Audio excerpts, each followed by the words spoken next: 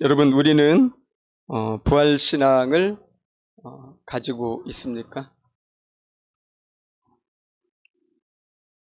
다들 부활의 신앙, 예수님 부활하셨다. 여러분 다 믿으시죠? 한 번 더 물어볼까요? 여러분들은 진짜로 부활의 신앙을 가지고 있습니까? 한번 대답해 보시기 바랍니다. 진짜로 강조하는 거예요. 진짜로 부활의 신앙을 가지고 있습니까?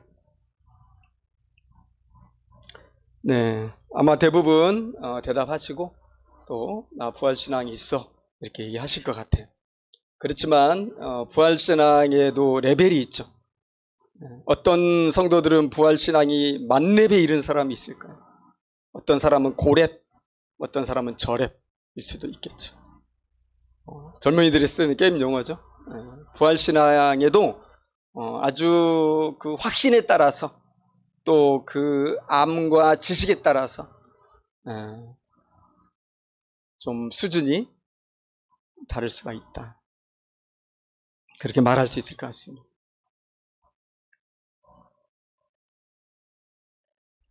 부활신앙 나는 만렙이다 이런 분들이 있다면 자랑하지 마시고 하나님께 감사하시기 바랍니다. 왜 그렇습니까? 여러분, 부활의 신앙, 이 부활의 신앙은 하나님의 전적인 은혜이기 때문에 그렇습니다. 내가 열심히 수고하고 내가 노력해가지고 이 부활신앙의 이 높은 곳에 올라갈 수 있는 게 아니거든요.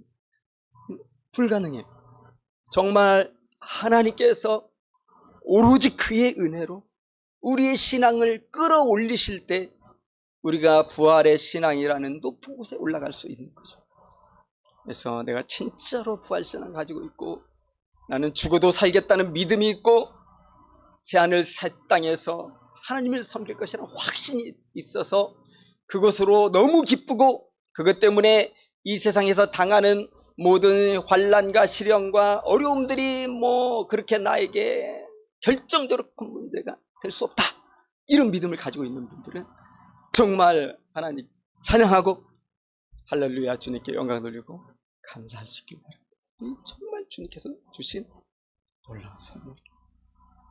오늘 말씀 이렇게 보면은 이 부활신앙을 갖는다는 것이 얼마나 어려운가를 우리가 알 수가 있어요. 또 이 부활신앙 갖기 위해서 우리가 어떤 과정을 거쳐야 되는가 이것도 말해주고 있고요. 한 걸음 더 나아가서 부활신앙 가진 사람은 어떤 삶을 살아야 되는가 그것도 우리에게 보여주고 있어요. 오늘 이러한 사실들을 오늘 말씀을 통해서 확인하고 우리의 부활신앙을 새롭게 하는 시간, 우리 주님께서 우리에게 깨닫게 하시는 큰 은혜를 주시는 이 한 시간 될 수 있기를 진심으로 바랍니다.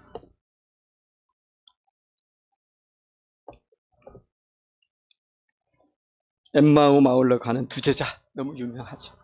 예루살렘, 예수님이 십자가에 죽었던 그 도시에서 25리, 킬로미터로 하면 약 10km 좀 넘는, 그래서 걸어가면 사람마다 물론 다르겠지만 2시간 내지 3시간 걸릴 수 있고 대화하면서 걸어가면 조금 더 걸릴 수도 있고 그런 엠마오 마을이, 이 두 제자는 12제자는 아니죠. 12제자 외에 다른 그룹이 있고, 그런데 그들이 길에서 예수님 만났어요. 부활하신 예수님 만났어요. 그런데 부활하신 예수님인지를 알지를 못하는 겁니다. 알아보지를 못하는 겁니다. 이게 무슨 일인가?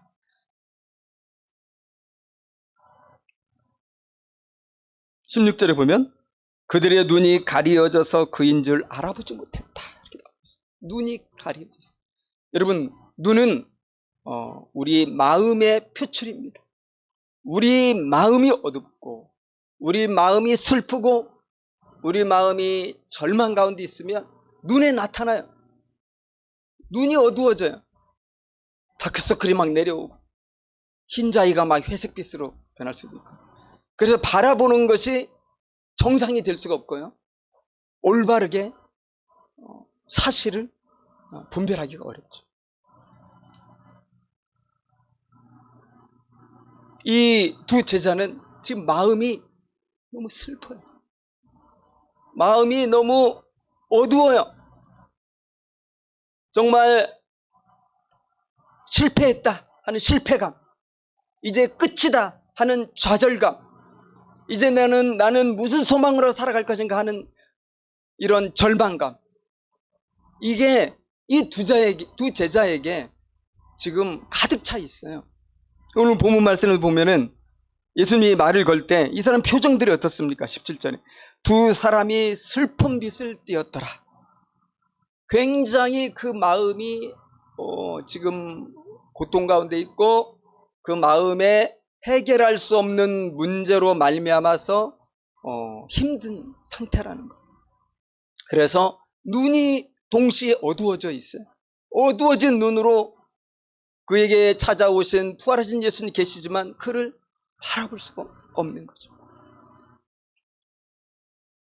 여러분, 우리가 이 온전하고도 참되고도 진실한 부활신앙에 이르지 못하고 또 그 부활하신 예수님을 자주 만나지 못하고 경험하지 못한다면은 그 이유가 어디에 있을까요? 우리 마음에 어둠이 있기 때문에 그럴 수가 있어요. 내가 요즘 삶이 너무 힘들어요.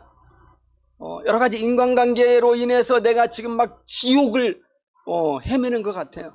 해결이 안 될 문제 앞에서 도저히 소망이 보이질 않아요. 그리고 또 개인 문제, 집안 문제, 나를 괴롭히는 것들이 있어요. 그래서 뭐 햇빛처럼 밝지가 않고요. 어둡고 침통하고 염려와 걱정이 많아요.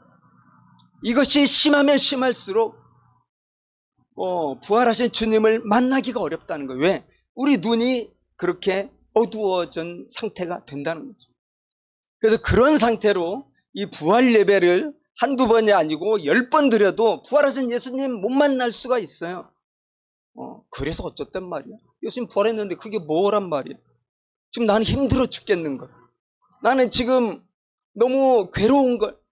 나는 어떤 소망도 보이지 않는데 예수님 부활한 것이 도대체 지금 이 좌절 가운데 있는 나에게 무슨 소용이 있을까? 부활이 어쨌다는 거야. 이런 반응이 나오거든요. 그래서 우리 마음을 우리가 잘 이게 다스리지 못한 채 우리 마음을 방치해가지고 그저 사단이 주는 그 어두움의 영향 가운데서 포로되게 놔둬버리면 우리 심령이 어두워진 심령에서 이제 우리 눈에 그런 어두움의 이런 그 관점이 나타나게 되고 모든 걸 볼 때 이제 부정적으로 보기 시작하는 거죠. 여러분, 우리 눈은 내가 보고 싶은 걸 보거든요. 마음이 힘들면요, 힘든 것밖에 안 보여요. 좋은 해석이 안 나와요. 예를 들어서 뭐 컵에 물이 반절이 있으면 어휴 반절이나 있네. 절대 그렇게 긍정적으로 생각 못합니다. 어떻게 말합니까? 에이 정말 반절밖에 안 남았잖아. 이제 곧 한 모금이 없어지겠네. 이미 내 마음이 어두워져 있고 내 눈이 그런 영향을 10분 받아가지고 모든 상황을 그렇게 바라보는 거예요.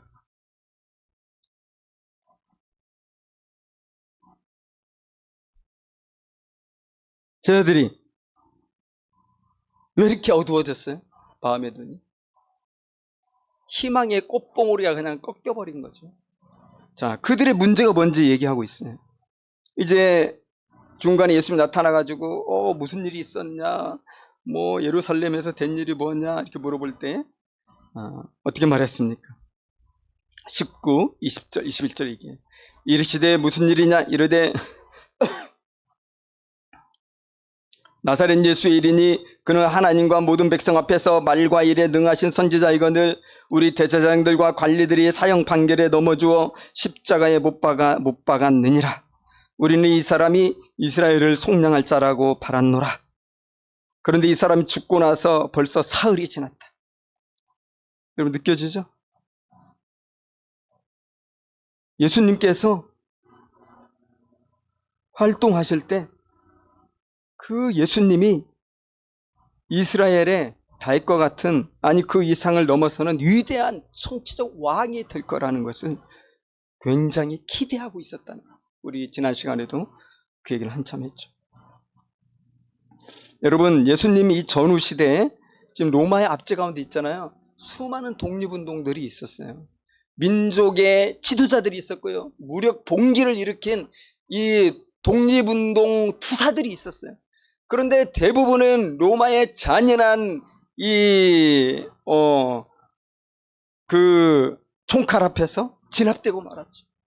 다 실패로 돌아가는 그런 와중에 예수는 청년, 세례 요한이 나타나고 그 뒤를 이어 예수는 청년이 나타났는데 지금까지 독립운동을 했던 이 지도자들과는 너무나 다른 거예요.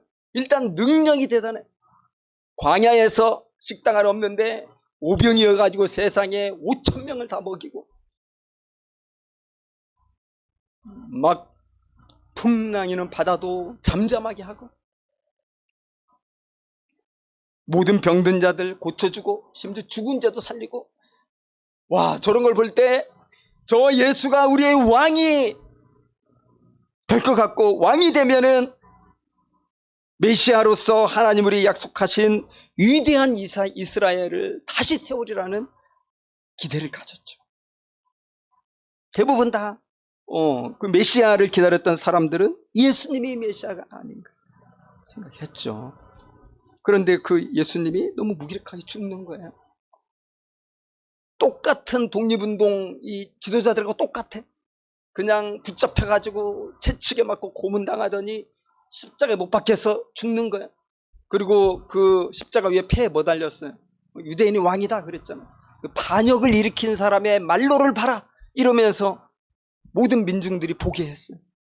그 순간 예수를 따랐던 그 중에서도 12제자와 또 70문도와 이런 정말 엄청난 기대감을 가지고 그 나라가 오면은 내가 한 자리 차지하겠다는 정치적 야망을 가지고 쫓았던 모든 사람들이 배신감을 크게 느꼈어요. 그리고 모든 소망과 모든 꿈이 숲으로 돌아갔다는 걸 느꼈고, 이제는 내가 살아가야 될 이유를 찾지 못하겠다는 이런 절망에까지 이르게 된 거잖아요. 그래서 이 엠마오 마을로 가던 두 제자가 지금 그런 심정이잖아요. 즉 고향으로 가는데 금이 환향이 아니죠. 힘찬 걸음으로 뚜벅뚜벅 엠마오 마을로 내려가고 있는 게 아니라 정말 이 어깨에 힘 빠진 채로 터덜터덜 낙심한 채로 낙향을 하고 있는 거예요. 왜? 소망이 없습니다. 여러분, 그런데 부활하신 예수님이 옆에 오셨어요. 알아볼 수가 없는 거예요. 이미 나는 완전히 무너진 마음이에요. 낙심해 있어요. 그래서 부활하신 예수님 옆에 왔지만 전혀 그쪽으로 생각이 미치질 수가 없는 거예요. 이게 우리 마음이 굉장히 중요해요. 솔로몬은 잠언에서 모든 생명이 우리의 마음에서 나옵니다. 마음을 지켜야 된다. 마음 지키는 게 사실은 쉬운 일은 아니죠. 우리 연약하니까. 쟤들처럼 우리도 낙심하고 좌절하고 실패했다는 생각이 들고, 그러면 주님 10번 20번 주님 부활했다고 해도 이게 나에게 도움이 안 돼. 내가 지금 너무 힘들어.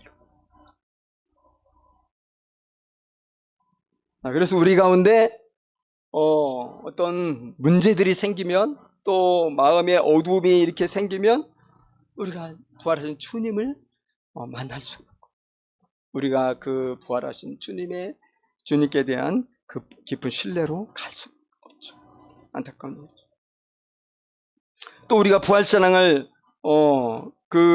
잘 갖지 못하는, 또 큰 그런 믿음에 이르지 못하는 이유가 뭐냐면 이것과 연결되어 있는데, 그것은 선입견과 또 일반적인 상식과 또 과학주의, 또 전통적으로 내려왔던 어떤 관념, 또 그런 관점, 또 개념, 이런 것들 때문에 우리가 부활신앙을 갖기가 힘든데, 한마디로 말하면 뭐라고 얘기할 수 있어요? 이성주의라고 얘기할 수 있어요. 이성적으로 볼 때 주님이 부활하셨다는 것은 이게 도저히 믿을 수가 없는 거죠. 그런 일은 있을 수 없다고 생각하는 거예요. 사실은 우리 잘 알잖아요. 예수님이 십자가에 죽고 내가 다시 사흘 만에 다시 살아나겠다, 이것을 여러 번에 걸쳐서 이야기를 했거든요. 12제자 모아놓고 아주 예수님이 정말 간절한 눈빛으로 내가 지금 힘들다 그러면서 그 얘기를 하셨거든요. 그런데 이상하게도 주님이 그렇게 심도 있게 죽고 부활할 거라고 얘기했음에도 불구하고 아무도 제자들이 믿지를 않아요. 왜 그럴까요, 여러분? 부활하신 예수님이 왔는데도 못 믿어요. 우리 뒤에 나오지만 유령이다, 이 귀신 아니야, 이렇게 얘기할 정도. 왜 그럴까? 이게 이성주의라는 이 견고한 틀이 이게 그냥 무너진다는 것이 너무 어렵다는 거예요. 내 고정관념, 나의 선입견, 내가 가지고 있는 A는 B여야 된다, 이러한 정해진 이 틀을 우리가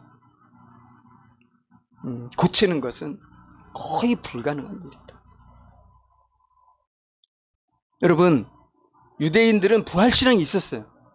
사두개인들은 부활신앙 없었지만 바리새인들은 부활신앙이 있었고요. 그리고 대부분의 유대인들은 부활에 대한 소망이 있었어요. 그런데 지금 우리가 말하는 부활신앙과 유대인들, 바리새인들이 이야기하는 부활신앙은 전적으로 다른 거예요. 말은 똑같대, 부활신앙. 근데 완전 달라요. 어떻게 다른 건가요? 이 바리새인들, 유대인들은 부활신앙이 있는데 이 부활이라는 것은 마지막 날 모든 사람들이 부활할 것이다, 이런 믿음을 가지고 있는 거예요. 예를 들어서 요한복음 11장에 보면은 나사로가 죽었고 나사로가 다시 살아나는 이런 일이 있고, 그런 가운데 예수님께서 마리아와 이야기하는 게 나오잖아요. 23절부터 25절까지 읽어보면 이렇습니다. 예수께서 이르시되 네 오라비가 다시 살아나리라. 마르다가 이르되 마지막 날 부활 때에는 다시 살아날 줄을 내가 아나이다. 예수님께서 지금 나사로가 죽어가지고 슬피 울고 있고 비통하고 있는 마르다 또 마리아에게 네 오라비 다시 살아날 거야, 절망하지 마, 지금 자고 있을 뿐이야, 내가 살리러 간다, 그렇게 할 때 그들의 반응은 뭡니까? 그걸 못 믿는 거예요. 그러면서 그들의 믿음을 고백하는데, 그들의 믿음의 고백이라는 것은 마지막 날 부활 때 다시 살아날 것을 믿습니다, 이렇게 얘기하는 거죠.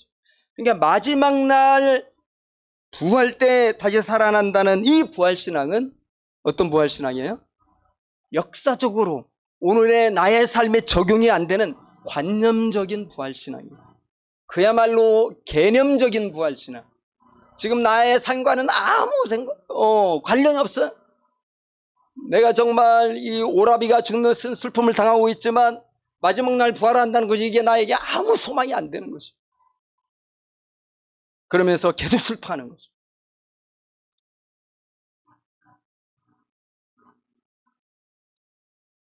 그것이 바로 유대인들이 가지고 있었던 부활신앙.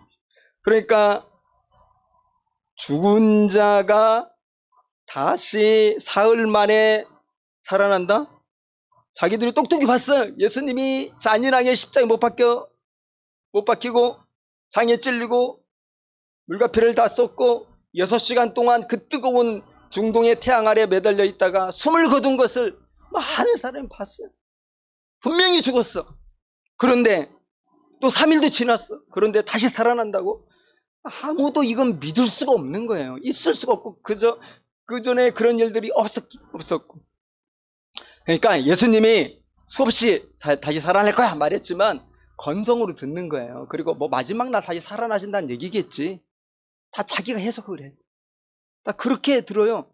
왜냐하면 이성주의의 이런 이 관점, 이 상식이나 또 일반 과학적인 이러한 개념으로 보면 이건 불가능한 일이거든. 그러니까 아예 믿으려고 하지 않아요. 자기 생각대로 믿는 거예요. 그렇지, 나중에 뭐 언젠가 우리 다 부활하니까. 예수님이 그런 얘기 하는 거 아니잖아요. 오늘날도 부활신앙을 갖지 못하는 사람들이나 또 부활신앙에 대한 아주 확고한 믿음에 이르지 못하는 사람들이나 많은 경우 보면은 이 이성주의가 너무 강해가지고 이 이성주의의 경관 틀이 부서지지 않기 때문에 이 참된 부활신앙에 이르지 못하는 경우들이 있는 걸 보죠. 여러분, 부활신앙의 강력한 증거 중에 증거가 뭡니까? 빈무덤이죠. 분명히 예수의 시체를 넣어뒀는데 예수님이 사라졌어. 그러면 이제 성경에 의하면 비어있는 무덤이야말로 예수님이 부활하신 강력한 증거다, 이렇게 얘기를 하거든요. 무덤이 비어 있었더라. 그런데 이성주의의 이런 그 관점을 보면은 얼마든지 의심이 가능한 거죠. 빈무덤? 야, 그거 이 여자들이 가장 먼저 달려갔는데 여자들이 지금 너무 슬프고 또 이른 새벽에 가느라고 정신없는 상태에서 다른 무덤을 간 거야. 다른 비어있는 무덤을 간 거야. 이렇게 얘기하면서 그 빈 무덤이 부활의 증거가 될 수 없다고 이야기를 하죠.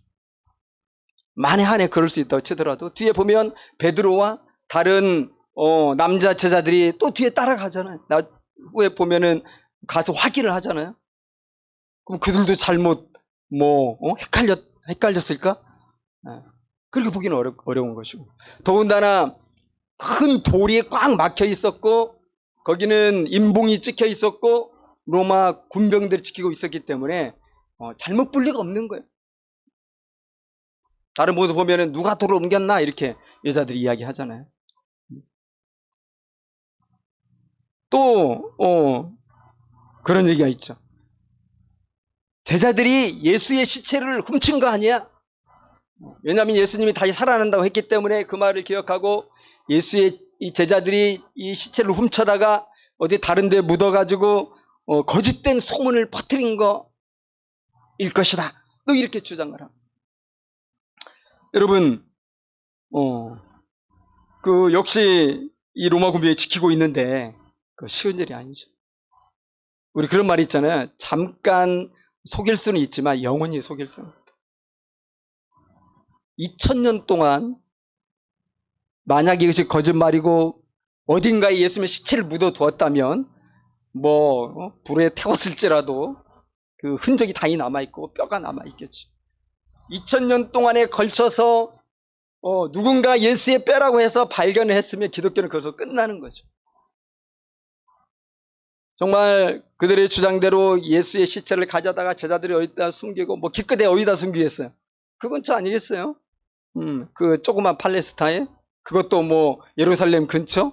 예루살렘 시체 찾는 게 그렇게, 예수님의 시체 찾는 게 그렇게 어렵겠어요? 또 이 기독교를 의심하는 사람들이 세상에 한둘이 아니고, 발견됐어도 벌써 발견됐겠죠. 예수의 시체를 발견했다. 부활은 거짓말이다. 그래서 역사적인 팩트다, 이렇게 하면서, 그러면 기독교는 완전 다 무너지는 거예요. 또 그런 주장도 있어요. 예수가 잠깐 기절했다가 서늘한 무덤에 들어가니까 정신이 번쩍 나가지고 다시 살아났다. 또 그럴듯하지 않습니까? 차가운 이 무덤에 들어가니까 다시 살아났다는 거예요. 정신을 잃었다가. 그런데 분명히 확인했거든요. 여러분, 채찍에 맞아서 피를 이미 다 흘린 상태에서 6시간 동안 그 중동의 뜨거운 태양 아래에서 매달려 있었고, 또 군병이 옆구리를 찔러가지고 물과 피가 다 쏟아져 나오고, 이게 확실하게 죽음을 확인하고 그 다음에 묻은 거죠. 더군다나 깨어났다고 하더라도 부상 상태가 심각하기 때문에 그런 부상한 상태로 어떻게 돌을 넘기고 또 어떻게 그 무덤에서 나올 수 있겠어요? 자, 불가능한 일이죠. 부활의 가장 강력한 증거는 뭐죠? 목격자들입니다. 부활하신 예수님을 목격한 사람들이 이 복음서를 쓰고, 또 사도 바울이 목숨을 걸고 선교여행을 해서 수많은 교회들을 세우고, 이것이 강력한 부활의 증거들. 고린도전서 15장에 보면은 이 부활을 목격한 사람들이 500명이었고 그 반절이 여전히 살아있다고 사도 바울이 이야기를 하거든요. 시간 되실 때 고린도전서 15장을 한번 천천히 다시 한번 읽어보시면 우리가 부활의 신앙을 더 견고하게 하는 데 도움이 될 겁니다. 그런데 그러한 이성주의 때문에 부활의 신앙에 깊이 들어가지 못하는 거죠. 우리의 마음이 어두워져 있기 때문에 그게 이제 주관적인 문제죠. 또 하나는 객관적으로 이성주의 때문에 이 주님이 실제로 부활했다는 것에 확신 있게 들어가지 못한다는 거죠. 그런데 여러분, 그렇게 의심하던 오늘 엠마오 두 제자, 알아보지도 못하고 또 의심하던 또 다른 11제자, 이들이 어떻게 예수님을 알아보게 되었고 어떻게 예수님이 다시 살아나셨다는 것을 확신하게 되었는가. 우리 본문에 나오거든요. 자, 31절에 보면 30절, 31절에 보면 그들과 함께 음식 잡수실 때 떡을 가지사 축사하시고 떼어 그들에게 주시니 그들의 눈이 밝아져 그인 줄 알아보더니 예수는 그들에게 보이지 아니하시니라. 눈이 밝아져, 아, 이분이 다시 살아나신 예수님이구나, 이것을 알았어요. 언제 눈이 밝아졌어요? 음식 잡수실 때 떡을 가지사 축사하시고 떼어주실 때 갑자기 눈이 쫙 밝아지면서, 오, 우리 주님이 정말 말씀대로 부활하셨네. 예수는 쫙 사라졌어요. 신기하죠. 자, 30절에 대한 해석입니다. 특별히 가톨릭에서는 이것을 아주 성찬식이라고 그렇게 해석을 하죠. 그래서 예수님이 성찬식을 하실 때 제자들에게 신령한 은혜가 임해가지고 눈이 떠지고 주님을 알아보게 되었다. 또 다른 해석도 있는데 그것은 일반적으로 하신 예수님의 축복 기도다. 오병이어 역사를 할 때 이렇게 하셨거든. 축사하시고 그 오병이어를 떼어줄 때 5,000명을 다 먹이실 수 있었잖아요. 그래서 성찬식 할 때 이렇게 눈이 떠졌다. 아니면 식사할 때 눈이 떠졌다. 우리가 명확하게 얘기할 수는 없을 것 같고 또 그렇게 중요한 것 같지는 않지만, 그러나 가톨릭에서는 굉장히 중요하게 생각하죠. 왜냐하면 성찬식이 이제 그들에게는 너무나 중요하고 또 매주마다 성찬을 하니까. 어쨌든 그런 순간에 눈이 떠졌는데, 우리가 잠시 생각해 보면은 그 시간에 눈이 떠지긴 했지만 이미 그들의 영의 눈이 떠지고 있었다는 걸 어디서 알 수 있습니까? 32절에서 그들이 하는 말이죠. 그들이 서로 말하되 길에서 우리에게 말씀하시고 우리에게 성경을 풀어주실 때 우리 속에서 마음이 뜨겁지 아니하더냐. 하나님 예수님께서 어떻게 보면 저자 직강이라고 할 수 있어요. 성경의 저자이신 예수님, 또 성령께서 이 구약 성경을 자세히 풀어가지고 이것이 바로 예수 그리스도가 고난받고 다시 살아나시는 것에 대한 예언이다 하고 설명을 해줬죠. 27절에 이에 모세와 모든 선지자의 글로 시작하여 모든 성경에 쓴 바 자기에 관한 것을 자세히 설명하시니라. 자세히 설명하시니라. 모세 오경이죠. 선지자, 선지서죠. 또 모든 성경이니까 다윗의 시편도 들어가 있겠죠. 그야말로 구약 성경입니다. 구약 성경을 샅샅이 설명하시면서 메시아가 고난받고 또 부활하고 온 인류를 구속하실 것을 예수님이 직접 설명하시면서 성경 공부를 하신 거잖아요. 여러분, 얼마나 능력이 있으셨겠어요. 예수님이 직접 가르치셨으니까. 그때 그들이 어떻게 했다고요? 마음이 뜨겁지 아니하더냐. 이 마음이 뜨겁다, 무슨 말이겠나, 감동받았다, 이게 아닙니다. 헬라어 보면은 카이오메네라는 뜻이에요. 뜨겁다가. 이 말은 무슨 의미냐면 불타오르고 있다는 말. 불타오르고 있다. 그러니까 예수님과 함께 1대1 성경 공부를 할 때 마음에 활활 불이 타올랐다. 파이어가 일어났다. 이미 그때부터 그들은 예수님을 알아보기 시작한 거예요. 식사 시간에 평소에 예수님이 살아계셨을 때 이 식사하실 때마다 축사하시고 떼어주시던 그 익숙한 상황에서 눈이 결정적으로 이제 떠지게 됐다는 거죠. 자, 이것은 굉장히 중요한 거예요. 부활신앙에 이르기 위해서. 뒤에도 보면 나와요. 36절부터. 자, 예수님이 이제 엠마오 마을에 하던 두 제자가 돌아가가지고 예루살렘에 갔죠. 여기 갔더니 제자들이 있었어요. 그래서 같이 이야기하는데 예수님이 나타나서 너에게 평강이 있을지어다 했음에도 불구하고 37절에 그들이 놀라고 무서워하여 그 보는 것을 영으로, 이거 혹시 귀신 아닌가? 귀신이라고 생각하는, 영이라고 생각하는. 예수님이 답답해서 어찌하여 두려워하며 어찌하여 마음에 의심이 일어나느냐? 내 손과 발을 보고 나인 줄 알라. 나를 만져봐라. 영은 살과 뼈가 없으되 너희 보는 바와 같이 나는 있느니라. 그러면서 예수님의 손과 발, 못 받겠던 손과 발을, 상처를 보여주시고 볼 때 너무 기뻤어요. 근데 참 우리를 당황스럽게 하는 게 뭐죠? 그걸 만지고도 의심을 하는 거예요. 41절 그들이 너무 기뻐서 못 믿었나요? 그들이 너무 기쁨으로 아직도 믿지 못하고. 여러분들은 믿어요? 이게 부활신앙을 갖는 게 이렇게 어려운 거예요. 근데 여러분은 믿는다고 부활신앙을? 내 부활신앙이 진짜인가? 여러분 진짜 체크해 봐야 돼. 여러분 부활신앙이 진짜예요? 우리가 부활신앙을 갖고 있다는 건 뭘 말해? 자, 그 얘기 좀 하려고 그러는데.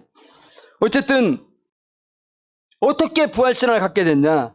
예수님을 상처를 만져봐도 가질 수가 없었고 예수님이 옆에 있어도 귀신으로 보이고 갖기가 어려운 거예요, 그 신앙. 44절 45절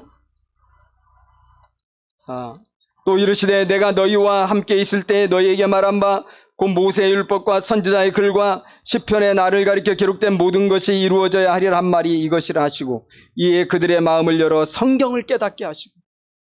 역시 성경 공부네, 그죠? 예수님이 다시 한번 그 12제자에게도 11제자에게도 모세의 오경과 선지자 이사야, 예레미야, 미가 이런 선지자의 글과 시편의 다윗의 예언과 이런 걸 또 다 설명을 해주시는.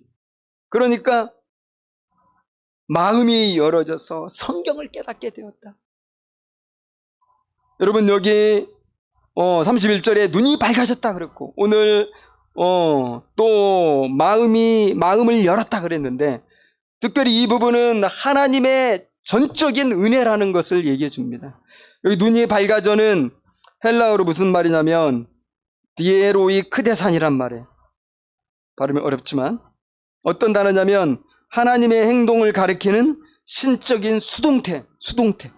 그러니까 제자들이 내가 눈을 떠야지 해가지고 예수님을 알아본 게 아니라 이거예요. 하나님의 전적인 은혜가 하늘로부터 성령 강림하듯이 성경 공부하는 제자들이 임할 때 그들의 마음이 불타면서 정말 예수님이 부활하셨구나. 이 부활에 대한 믿음이 생긴 거예요. 선물이죠. 그러니까. 지금 여러분 제가 성경 공부의 중요성을 얘기하지만 성경 공부의 만능을 이야기하는 건 아니에요. 성경주의를 이야기하는 건 아니에요. 성경이 하나님의 말씀이지만 성경은 우리를 구원에 이르게 하고 이 놀라운 부활신에 이르게 하는 그 도구지 이 자체가 하나님은 아니잖아요. 하나님의 계시된 말씀입니다. 성경 공부가 중요하지만 우리가 성경이 전능하다 이렇게까지 가면 안 되겠죠. 중요한 건 그겁니다. 하나님께서 우리에게 놀라운 은혜를 선물로 주시고 부활의 신앙을 선물로 주실 때 하나님이 사용하시는 게 있는데 그게 뭐냐면 바로 하나님의 말씀이라는 거예요. 이것을 하나님이 사용하셔서 우리를 깨닫게 하신다는 거예요. 그래서 우리가 맥체의 성경을 읽거나 큐티를 하거나 하는 것들이 그런 면에서 중요한 거예요. 구원의 도구가 되고 믿음의 방편이 되고 은혜의 통로가 되는 거예요. 그 말씀. 그러니까 우리가 쉽지 않아도 꾸준히 하는 게 중요하고요. 더 필요한 건 뭐냐면 오늘 보니까 적어도 한두 시간은 집중해서 말씀을 공부하는 게 필요하지 않을까? 오늘 엠마오 마을로 가는 그 2-3시간의 여정 가운데서 이 걸으면서 깊이 있는 성경 공부를 하게 되잖아요. 잠깐 한 게 아니라 구약 성경을 다 훑으면서 예수님이 가르쳐 주시니까 이 두어 시간을 집중해서 빠져드니까 거기에서 마음이 뜨거워지는 역사가 일어난다. 우리가 매일 조금씩 말씀 읽고 묵상하는 거 필요하지만은 저는 그렇게 생각해요. 적어도 한 달에 한 번 정도는 두세 시간 정도는 깊이 있게 우리가 말씀에 빠지는 이런 과정이 필요하겠다. 그래서 제가 언젠가도 얘기했지만 선교 제자 훈련을 우리 교회에서 그동안 기도하고 계획해 왔는데 드디어 시작을 했습니다. 우리 5주년에 맞추어서 어제 자매 집사님들과 함께 하나님 나라에 대해서 약 3시간 정도 공부하는 시간을 가졌고요. 또 이제 형제 집사님도 할 것이고, 그렇게 집사님들이 배워서 그걸 가지고 또 우리 모든 성도들에게 가르쳐 줄 거예요. 1대1로. 예수님과 글로바, 오늘 글로바였죠. 제자 이름이 1대1 했던 것처럼. 한 달에 한 번 정도 우리가 깊이 있게 하나님 말씀을 공부하고 또 관련된 책을 공부해 나간다면 여러분, 하나님께서 놀라운 선물, 우리의 눈을 확 열어주는 결정적인 계기, 저는 주실 거라고 합니다. 근데 우리가 그런 시간도 갖지 못하고 뭐 매일 읽겠다고 하는 성경도 꾸준히 잘 읽지 못하고 그런 상황에서 우리가 그 부활신앙이라는 그 높은 곳에 올라간다는 것은 정말 어려운 것입니다. 물론 그럼에도 불구하고 하나님이 사도 바울을 갑자기 변화시켰듯이 갑자기 은혜 주실 수도 있죠. 근데 우리가 생각해야 돼요. 우리가 갑자기 은혜 받을 때는 그만큼 내가 걸어가야 될 길에 고난이 많다는 거예요. 사도 바울 보면 알겠죠. 어쨌든 축복이죠. 주님을 위해 고난 받으니까.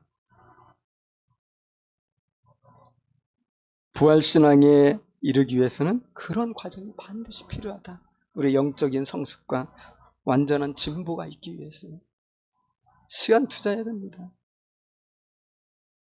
이제 마지막으로 보겠습니다. 부활신앙 가진 사람의 삶입니다.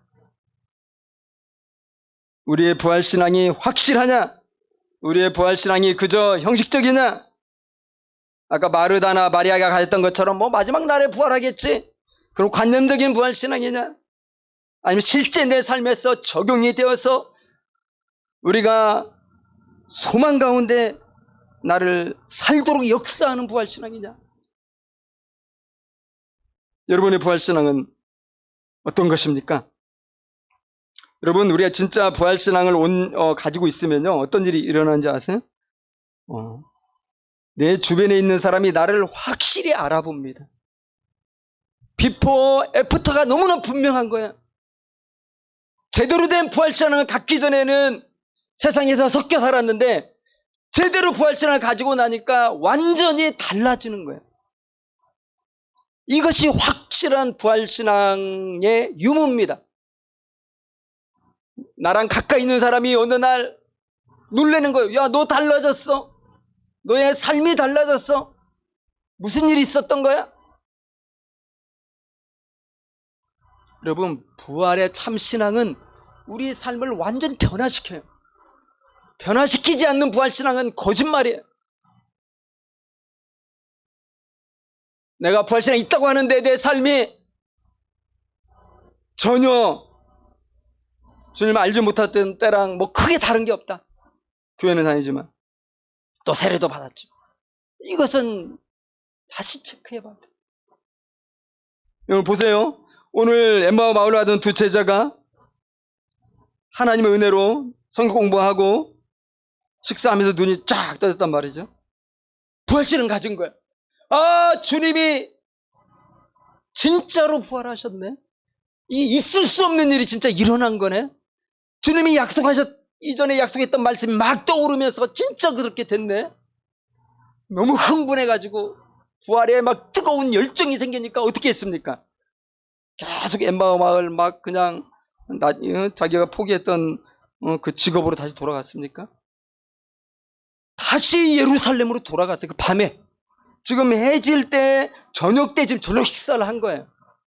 그런데 그 밤길이 참 어둡고 강도들도 많을 텐데 이 엠마오 마을로 가던 두 제자가 식사하고 나서 예수님 만나고 나니까 계속해서 가던 길을 갈 수가 없어요. 내 마음이 이렇게 뜨겁게 변화됐는데 어떻게 이전에 살아왔던 그 방향으로 계속 갈 수가 있냐 이거예요. 이거 불가능한 거예요. 가고 싶어도 불가능한 거예요. 그런데 이들이 계속 갔다면 뭐예요? 이들이 여전히 부활신앙 없는 증거죠. 여러분, 제가 제 아내가 운전할 때 그 옆자리에 타는 경우가 당연히 있겠죠. 예를 들어봅시다. 이제 10km 전방에 우리 목표가 있어요. 직진합니다. 제 아내가 운전대를 잡고 운전을 쫙 해나가고 저는 옆에 앉아있어요. 운전 많이 늘었네 그러면서 칭찬하면서 가고 있는데 갑자기 제 아내가 그냥 유턴을 해버리는 거야. 그러니까 아내는 뭐냐면 갑자기 이 계시를 받아가지고 목표가 바뀐 거야. 정말 우리가 가야 될 때가 따로 있어 하면서 유턴을 해버리는 거야. 자, 그러면 제가 있든지 또 뒷자리 누가 타고 있든지 간에 모를 수가 있어요? 너무나 분명하게 아는 거예요. 지금 이 사람의 방향을 바꿨다는 것을. 그래서 왜 방향을 바꿨냐? 왜 그리로 가냐? 유턴이라는 그런 거예요. 이게 방향을 바꾸는 것이고 목표가 바뀌어지는 거예요. 그러니까 부활신앙을 가진 사람의 삶의 목표가 완전히 바뀌는 거예요. 그냥 약간 달라지는 게 아니에요. 사실 부활신앙과 예수의 십자가를 믿는 신앙이 떨어진 거 아니잖아요. 그리고 예수 믿고 세례를 받았으면 그게 다 부활신앙을 그대로 가진 것이 되는데 이상하게 우리는 이거 통합적으로 성경 공부를 안 하니까 예수님 나를 위해 죽었다는 걸 믿어도 또 부활신앙은 또 다르게 공부를 해야 돼. 또 부활신앙은 또 다른 거야. 이런 경우가 사실 많아요. 근데 예수님의 죽음과 부활이 완전히 하나지 이게 어떻게 별개입니까? 이게 참 문제다 이런 생각이 들어요.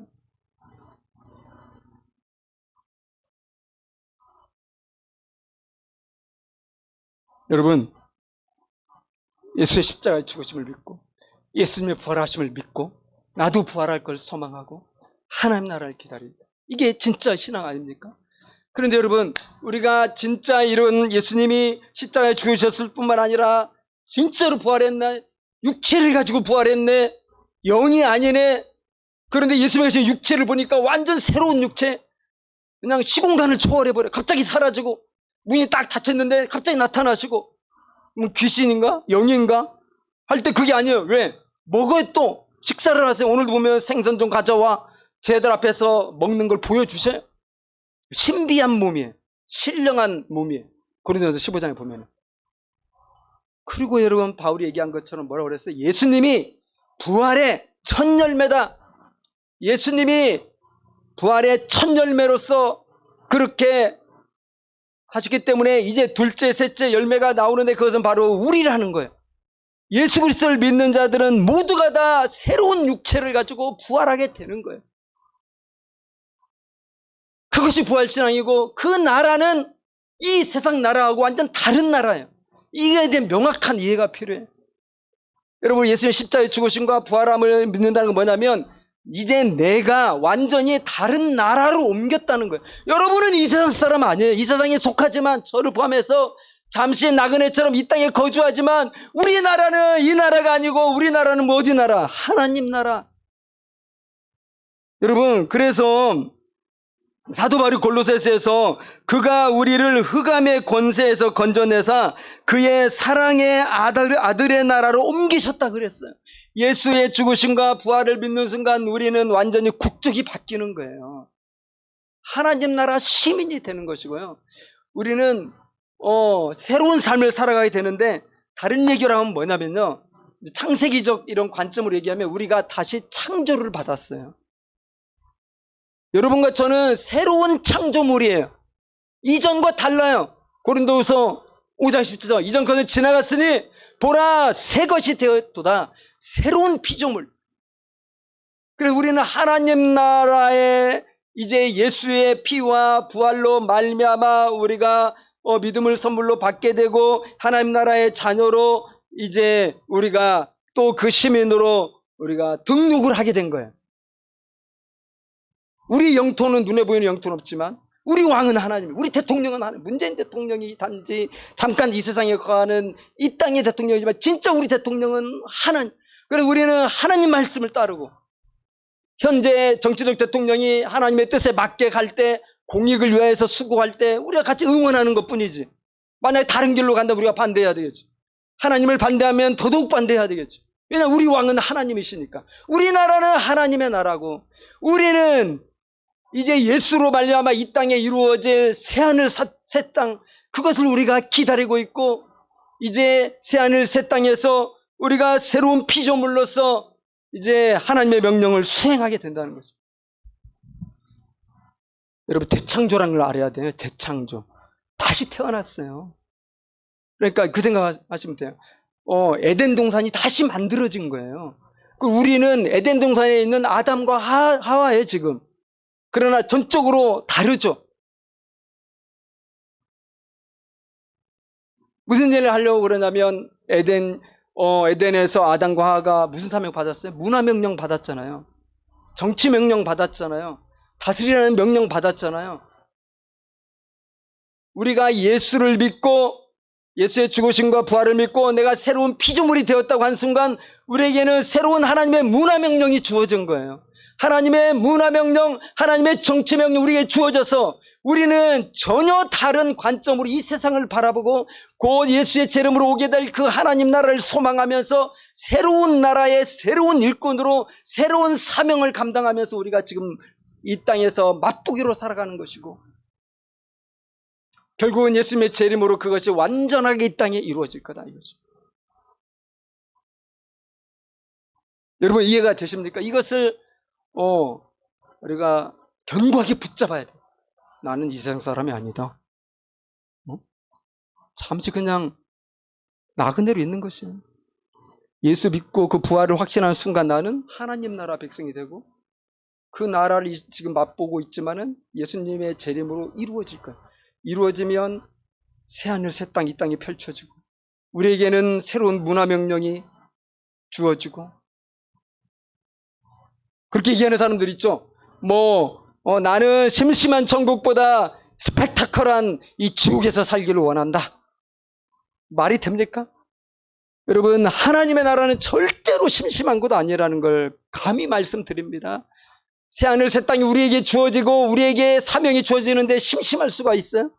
엄청나게 할 일이 많아요. 문화명령을 수행해야 된다니까. 새로운 문화를 우리가 창조해야 되고, 하나님이 새롭게 창조하던 모든 동식물과 자연 만물과 이런 모든 것들을 우리가 다시 이름 붙이고 또 다시 새롭게 모든 걸 해나가요. 저는 그 나라를 생각하면 너무 기대가 돼요. 정말 기대가 돼요. 그때 입은 우리의 육체는 무슨 육체? 불멸의 육체. 우리 영혼 불멸설 얘기하지만 영혼 불멸설은 이 플라톤의 이 이원론의 영향을 받은 거고, 우리 그리스도인들은 영혼 불멸설이 아니에요. 그럼 뭡니까? 육체 불멸설이에요. 육체 불멸설. 우리 그리스도인들은 예수님이 재림하여 오실 때 잠시 육체에서 우리가 빠져나오긴 하지만은, 그러나 잠시고 예수님이 다시 오실 때 우리 육체를 가지고 우리가 다 부활해서 그때 육체는 다시 죽지 않는 육체. 그때 육체는 시공간의 제약을 받지 않는 육체, 아프지 않는 육체, 병들지 않는 육체, 어떤 바이러스의 공격도 받지 않는 육체, 그야말로 최상의 육체적 상태. 그 하나님의 나라가 와서 제가 새롭게 된다면 여러분, 저는 가장 제가 젊었고 가장 이 상태가 좋았던 20대 30대로 돌아가겠죠. 우리 최지원 집사님 20대 진짜 멋졌거든요. 지금과는 많이 다르게 호리호리하고 정말 미남이요. 지금도 미남이죠. 가장 좋은 상태로 우리가 영원히 살아가게 되는 거예요. 그리고 너무 할 일이 많아요. 그 하나님의 나라에 기대되지 않습니까? 우리가 예수 믿고 부활했다는 것은 이제 그런 확신을 갖게 됐다는 것이고, 그러므로 이 땅에 살아갈 때 우리의 비전이 뭐예요? 이 땅에서 행복한 게 우리 비전 아니에요. 이 땅에서 잘 살아봐야 되겠대. 우리 소망 아니에요. 이거 금방 가요. 이번 코로나 바이러스 19로 얼마나 많은 사람들이 죽습니까? 인간은 다 죽어요. 놀랍지 않습니까? 그 위대한 미국이 벌써 사망자가 2만 명이 이상이 나왔어요. 우리보다 20배 이상, 거의 20배. 우리 200명 정도 됩니까? 200명 정도 넘었습니다. 미국은 그 선진국이 2만 명이 죽었어요. 확진자가 50만 명이 넘었답니다, 여러분. 이 조그만 바리새에도 무기력하게 죽어야만 되는 게 인간? 근데 어찌 이 땅에서 행복하게 사는 것이 우리의 비전이고, 이 땅에서 성공하고 내가 원하는 집을 얻고 뭐 멋진 차를 타고 멋진 이런 문명의 이기를 원 없이 누리고 막 여기저기 여행 다니고 하는 것이 어찌 우리의 소원이요, 그게 어찌 그것이 우리에게 행복의 그 조건이 될 수 있냐. 그것은 아무것도 아니에요, 여러분. 부활신앙으로 한다는 것은 하나님 나라 시민으로 살아갈 그날을 간절히 기대하면서 이 땅에서 주님의 이 뜻에 순종하면서 섬기는 삶을 사는 거죠. 이 땅에서 우리가 살았던 것은 다 헛되지 않아요. 여기 보면은 연속성과 불연속성이 있어요.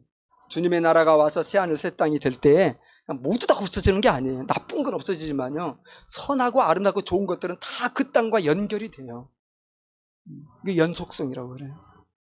그러니까 우리가 하는 모든 일을, 주님으로 하는 모든 교회를 세우고 또 직장 생활을 주님의 이름으로 하고 사람들을 섬기고 내 희생하고 또 자연 환경을 위해서 헌신하고 후손들을 위해서 내가 희생하고, 이런 모든 아름다운 것들은 다 그 나라와 연결이 돼요. 우리가 예수님으로 이름으로 하는 모든 것은 절대 헛되지 않다. 그럼 마지막으로 읽고 마치겠습니다. 그것을 바울이 고린도전서에서 이렇게 얘기했죠. 고린도전서 15장 57절 58절입니다. 우리 주 예수 그리스도로 말미암아 우리에게 승리를 주신 하나님께 감사하노니, 그러므로 사랑하는 형제들아, 견실하며 흔들리지 말고 항상 주의 일에 더욱 힘쓰는 자들이 되라. 이는 너희 수고가 주 안에서 헛되지 않은 줄을 알미라. 아멘. 같이 기도하겠습니다.